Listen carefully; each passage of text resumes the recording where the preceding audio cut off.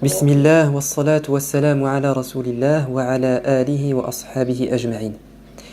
De retour pour nous interroger sur les 10 bonnes raisons de jeûner le mois du Ramadan, de fixer le début et la fin de ce mois lunaire selon le calcul astronomique et non pas selon la vision oculaire. Nous avions dans une première vidéo invité les musulmans à rester cohérents. Dans une deuxième vidéo, nous avions répondu à cette question: la vision est-elle un moyen ou une fin? Et si elle est un moyen, dans la troisième vidéo, était-elle le seul moyen possible ou le seul moyen autorisé? Et dans une quatrième vidéo, nous nous sommes posé la question: sommes-nous condamnés à rester une communauté illettrée selon la lettre du propos prophétique?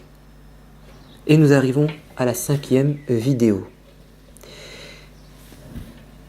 Le calcul, il est à la fois ce qui va réaliser l'intérêt général de la communauté musulmane, ce qui est en adéquation avec l'une des grandes finalités de notre religion, c'est de réaliser l'unité des musulmans. Et enfin, le calcul, c'est le bon sens. Écoutez ce que nous dit ce grand savant, Ibn al-Qayyim, élève illustre de Cheikh Ibn Taymiyyah, que Dieu leur fasse miséricorde. Il nous dit: la base et le substrat de la charia, la religion, ne sont autres que les sens profonds et les intérêts des humains dans le monde et dans l'au-delà. L'objectif, la finalité de la religion, c'est de réaliser les intérêts des êtres humains. Elle est, nous dit-il, entièrement justice, dans sa totalité et dans ses détails. Elle va dans le sens de la justice. Elle est miséricorde, intérêt et sagesse. De fait, toute question qui s'écarte de la justice vers son contraire qui est l'iniquité, l'injustice, de la miséricorde vers son contraire, c'est-à-dire la difficulté, la gêne, de l'intérêt vers le préjudice, de la sagesse vers l'absurde, le non-sens, n'en fait pas partie. Fût-elle introduite par quelque interprétation. Si nous trouvons dans notre religion un avis de savant qui va à l'encontre de l'une de ses grandes finalités, la miséricorde, la justice, l'intérêt général, la sagesse, le bon sens, sachez que ce n'est pas la religion de Dieu et de son prophète, mais c'est l'interprétation par un savant qui est faillible de la religion de Dieu et de son prophète. Il nous dit également, ce même savant Ibn al-Qayyim, que les érudits religieux se divisent en deux catégories.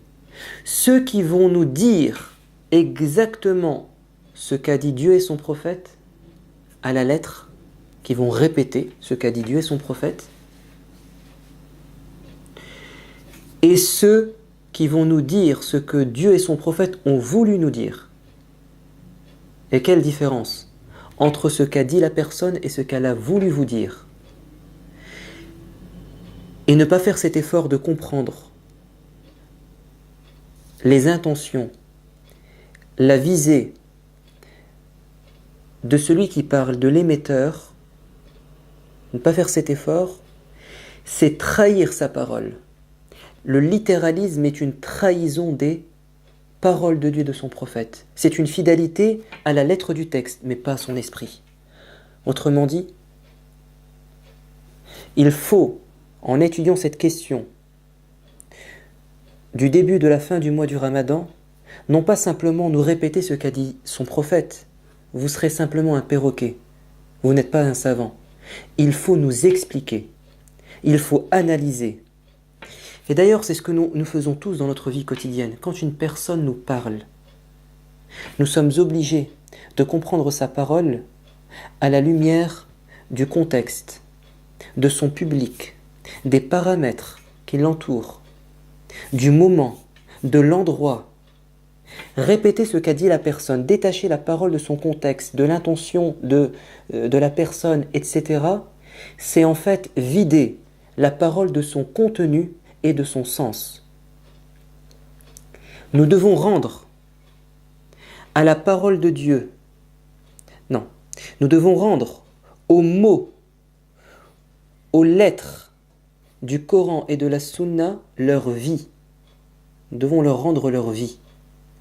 Et ces paroles ne vont reprendre leur vie que si nous comprenons la vie du prophète, son contexte, la personne à qui il parlait à ce moment, son intention, etc. Alors, en quoi le calcul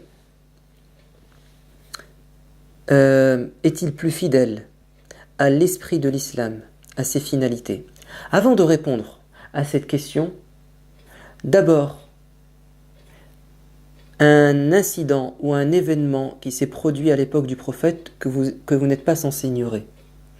De retour de la bataille ou à la fin de la bataille des coalisés, le prophète a demandé à ses compagnons de livrer bataille et de prendre d'assaut le château fort des Banu Qurayda. Et il leur dira comme consigne: vous ne prierez la prière de l'Asr, celle de la fin de l'après-midi, qu'en arrivant chez ce peuple, chez les Banu Qurayda. L'ordre a été lancé, les gens prennent la route en l'absence du prophète, ils ont retenu sa parole, tous. Comment vont-ils l'interpréter? Voyons voir. En chemin, ils se rendent compte qu'ils n'arriveront à destination qu'après le coucher du soleil. Donc, une problématique se pose. Faut-il prendre à la lettre ce qu'a dit le prophète et prier la prière de l'Asr chez les Banu Qurayda en étant sûr que l'heure de la prière sera passée, la période sera passée, donc ils vont prier le Asr après le coucher du soleil à l'heure du Maghrib, ou alors il faut prier le Asr tout de suite, quitte pour respecter l'horaire évidemment, et quitte à arriver après le coucher du soleil chez les Banu Qurayda. Et les compagnons, il faut se diviser en deux groupes. Certains vont être littéralistes ici, ils vont dire non, nous ne prierons que là-bas, c'est ce qu'a dit le prophète, et d'autres diront non, le prophète a voulu simplement nous inviter à prier le Asr chez les Banu Qurayda, c'est-à-dire dépêchez-vous, priez le Asr chez eux, précipitez-vous, ne perdez pas de temps. Mais comme nous n'avons pas réussi, nous devons revenir à la règle et nous devons comprendre ce qu'a dit le prophète à la lumière des versets du Coran qui sont intraitables sur les horaires, et nous devons prier le Asr à son heure. Donc comprenons, ne prenons pas à la lettre ce qu'a dit le prophète, mais comprenons son intention, son objectif, la finalité de sa parole.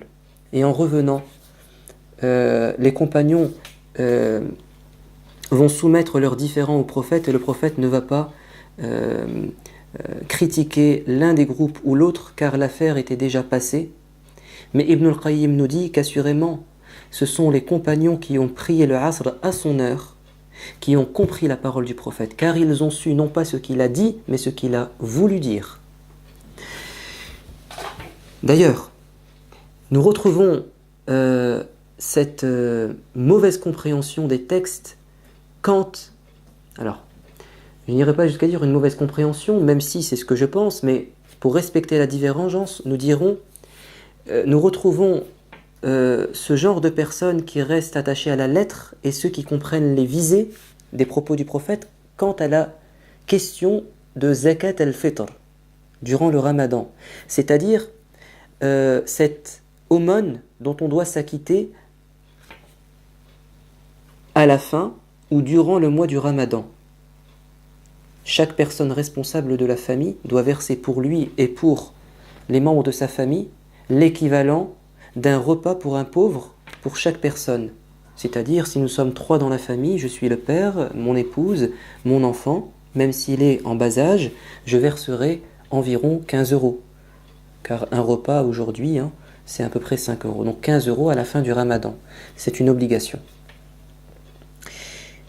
Le prophète, alayhi salatu wassalam, à son époque, il a dit verser zakat al-fitr, et il a précisé les denrées alimentaires.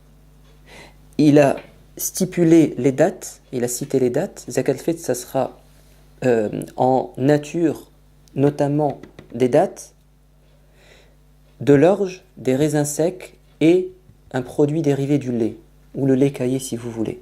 Donc nous avons ici 4 catégories, ou 4 types de nourriture, 4 denrées alimentaires. Et c'était comme ça que Zakat al-Fitr était versé à l'époque du prophète, de ces 4 choses. Les savants se sont posé une question.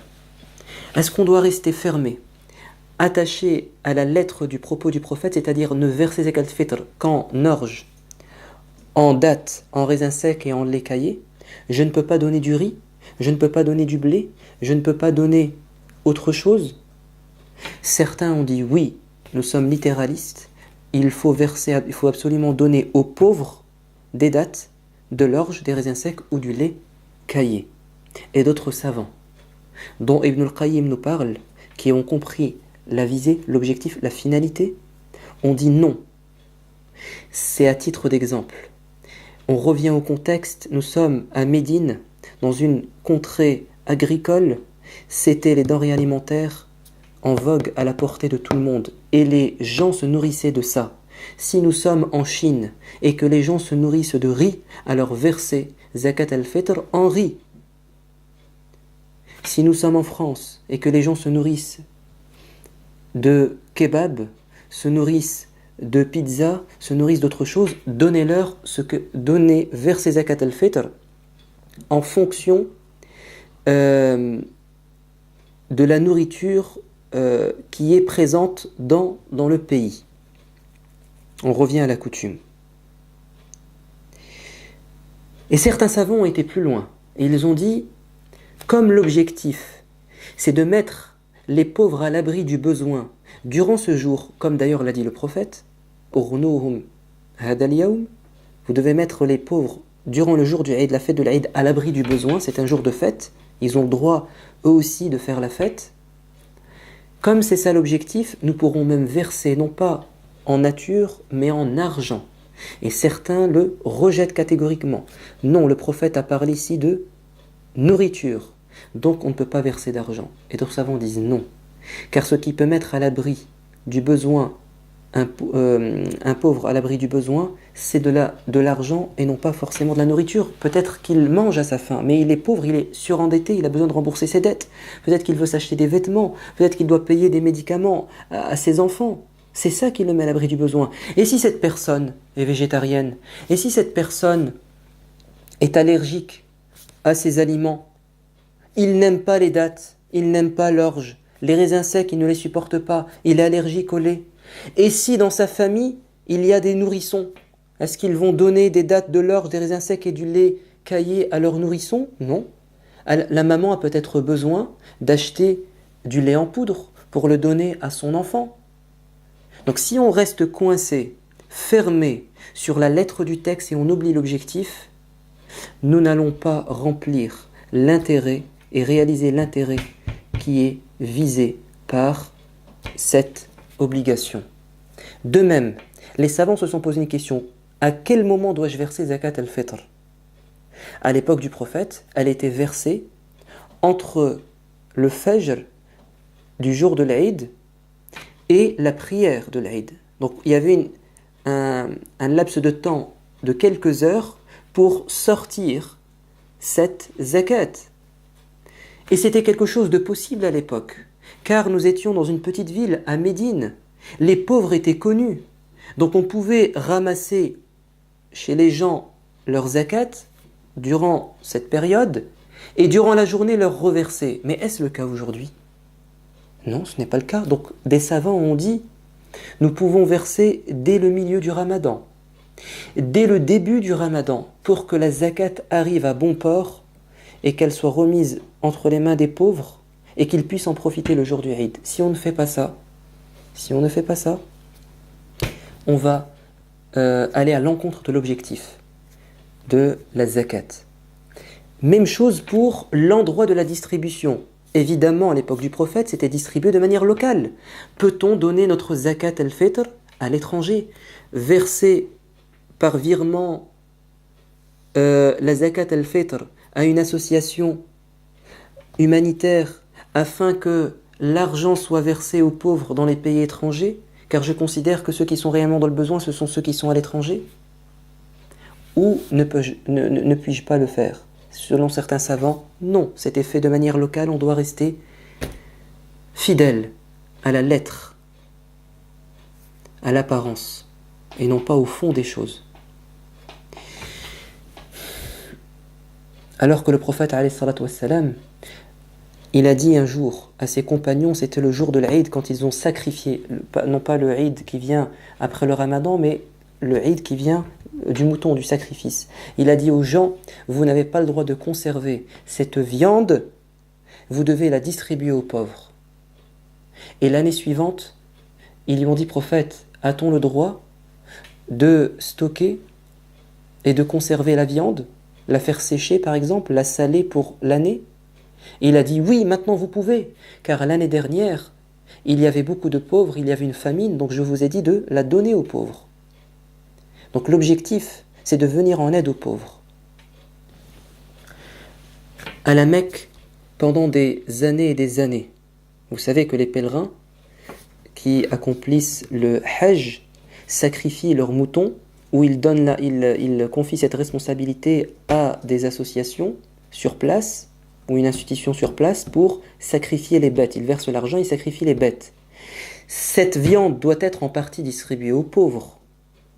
Mais comme ils étaient, à l'époque, réalistes, ils le sont encore dans beaucoup de questions, mais sur cette question, ils ont évolué, et ils évolueront, si Dieu le veut, pour le reste des questions. Ils étaient attachés à la lettre du texte, et ils ont dit, nous devons distribuer la viande des sacrifices des pèlerins, des centaines de milliers de pèlerins, aux pauvres, de manière locale ou nationale. Autrement dit, des tonnes et des tonnes de viande étaient jetées à la poubelle et gaspillées, car ils ne voulaient pas les envoyer à l'étranger. Ont-ils réalisé la finalité de cette adoration? Non. Ils ont été à l'encontre de l'adoration, parce qu'ils sont restés littéralistes. En quoi le calcul est-il plus fidèle à l'esprit de l'islam et à ses finalités? La réponse est la suivante. Si à l'époque du prophète, la vision réalisait l'unité, l'intérêt, et elle coulait de soi, c'était le bon sens, ce n'est plus le cas aujourd'hui. Aujourd'hui, la méthode la plus adaptée, celle qui est fidèle à l'esprit de l'islam et aux sources et aux textes, c'est le calcul. Premièrement parce qu'il réalise l'unité. Oui, la vision divise. Elle ne fait que diviser le monde musulman. Elle crée de la polémique. Et parce que les pouvoirs en place peuvent avoir une main mise sur la vision des gens et sur l'acceptation ou le rejet des témoignages, la religion est devenue prisonnière des passions, des agendas politiques de certains pays. Et nous avons des pays qui sont frontaliers, qui ont la même lune en face d'eux, mais qui ne jeûnent pas, qui ne jeûnent pas en même temps, qui ne commencent pas le mois du Ramadan en même temps et ne font pas la fête de l'Aïd en même temps. Vous avez le cas du Maroc et de l'Algérie. Donc elles divisent assurément. Parce que seul le calcul peut rendre la religion indépendante de la politique aujourd'hui. Car le calcul est universel. Il ne peut pas être inféodé, comme on l'a dit, à la corruption de certains pouvoirs en place. Et d'ailleurs, pourquoi attendre qu'un pays décide à notre place de débuter ou de terminer le mois du jeûne du Ramadan? Au nom de quoi? Et si c'est l'étranger qui doit décider à notre place, quel pays va décider? Le Maroc ou l'Algérie? Ou l'Arabie Saoudite? Que faire s'ils sont divisés? Nous allons nous diviser nous-mêmes. Ça n'a pas de sens. Et pourquoi eux ne nous suivraient-ils pas? Pourquoi l'Arabie Saoudite ne suivrait-elle pas la France, les musulmans en France? Pourquoi le Maroc et l'Algérie ne suivraient-ils pas les musulmans en France? Pourquoi est-ce à nous de les suivre? Au nom de quoi? N'avons-nous pas, nous-mêmes, un conseil de la fatwa au niveau européen? Ne sont-ils pas des gens compétents, connaisseurs des textes et du contexte?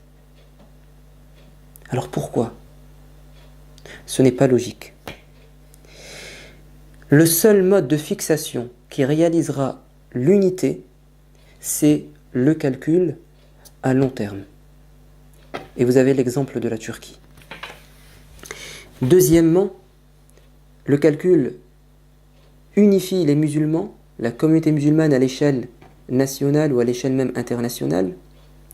Deuxièmement, le calcul réalise l'intérêt de la communauté. Pourquoi? Car il nous permet de nous organiser. Et l'islam n'est pas la religion de l'anarchie, la religion du désordre, de la désunion, de la désorganisation. L'islam appelle à la discipline, il appelle à l'ordre. C'est une religion de la civilisation. Et sans ordre, sans discipline, sans organisation, nous allons paraître comme étant des sauvages, des gens qui sont toujours en arrière. Le calcul nous organise. Nous l'avons fait pour les prières. Nous avons des calendriers qui unifient les horaires de prière. Pourquoi ne le faisons-nous pas pour le début et la fin du mois du Ramadan? L'une des preuves que la bonne compréhension de la religion des textes, c'est de les rattacher à ses finalités, notamment l'ordre, l'organisation, c'est ce qu'a fait Omar ibn al-Khattab à son époque quand il était calife. À l'époque du prophète, puis de Abu Bakr, le tarawih, vous savez, ces veillées nocturnes, spirituelles durant le mois du Ramadan, étaient faites de manière éparse, éparpillée, sans unité, sans organisation. Et au début du califat de Omar ibn al-Khattab, les gens étaient encore désorganisés.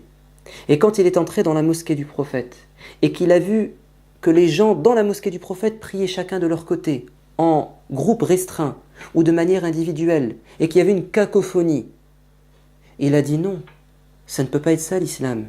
Et il a demandé à Ubay ibn Ka'b d'unifier les musulmans, et il a été l'imam dans la mosquée du Tarawih. Et quand il est revenu un peu plus tard et qu'il a vu ces musulmans organisés, ordonnés derrière un seul imam, il a dit « Quelle bonne initiative j'ai pris !» Quelle bonne initiative j'ai pris. Si Omar ibn al-Khattab était à notre époque, je pense qu'il aurait, au nom de l'ordre, de l'organisation, de la discipline qui était la sienne, il aurait su unifier les musulmans, il aurait dit de prendre le calcul comme mode de fixation du début et de la fin du mois du Ramadan. Car c'était un homme éclairé, qui avait bien compris la religion. Le calcul nous permet de nous organiser à l'avance. Comment va-t-on faire pour prendre nos congés? Comment va-t-on faire? Comment les étudiants vont-ils faire pour revenir chez leur famille et passer le Eid ensemble? Comment allons-nous réserver nos billets si nous devons voyager? Ou réserver les salles pour pouvoir réaliser l'unité, le Eid ensemble? Comment va-t-on faire si nous sommes toujours dans le doute, dans l'expectative, dans l'incertitude? Ce n'est pas possible. C'est impossible. Et comment permettre aux familles de préparer cette fête comme il se doit quand ils ignorent quand elle va se dérouler? Comment va-t-on faire pour inviter les personnalités politiques ou les personnalités locales ou les non-musulmans pour assister à la fête de l'Eid? Qu'est-ce qu'on va écrire dans les tracts? Dans les lettres d'invitation, quelle date va-t-on mettre? Le 9 ou le 10? Le 15 ou le 16? Vous êtes invité le 15 ou le 16? Mais c'est ridicule, c'est risible.